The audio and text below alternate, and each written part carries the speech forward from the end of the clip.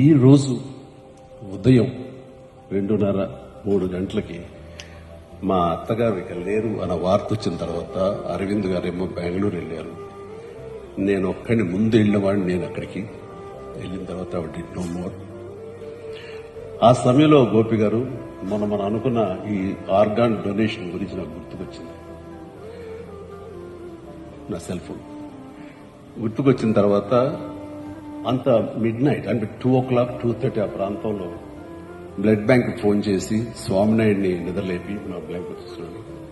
LV Prasad hospital ఎవరైనా technicians ఉంటారా, నేను ఆవిడ కానీ ఆ ఐ డొనేషన్ కి నేను మిగతా ప్రిపేర్ చేస్తాను అంటే, సార్ ఈజీ చేతి సార్, వాళ్ళు రెడీగా ఉంటారు, స్టాండ్ బై 24/7 అంటే వాళ్ళని తీసుకురా ముందని చెప్పేసి అరవింద్కి ఫోన్ చేసిన. అరవింద్కి తెలిసి ఎయిర్పోర్ట్కి బయలుదేరాడు. అరవింద్ ఇవ్వాలనుకుంటున్నాను, నాకు అత్తమ్మ గారికి మా అమ్మగారికి మధ్య ఒకసారి ఒక కాన్వర్జేషన్ జరిగినప్పుడు మీరు ఇస్తారా అని అడిగాను. అన్నప్పుడు బాబు కాలి బూడిదైపోతాం కదా, అయిపోయే దానికి చచ్చిపోయి ఉంచుకుని ఏం చేస్తాం, అలాగే బాబు నీ ఇష్టం అన్నారు. ఎక్కడ ప్లెడ్జ్ ఫామ్స్ మీద సంతకాలు పెట్టలేదు కానీ ఆ మాట నాకు ప్లెడ్జ్ లాగా అనిపించింది.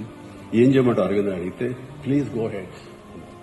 సో ఎర్లీ మార్నింగ్ అది తీసి నేను హాస్పిటల్కి వెంటనే పంపించాను. దానికి సాక్ష్యమే ఇది.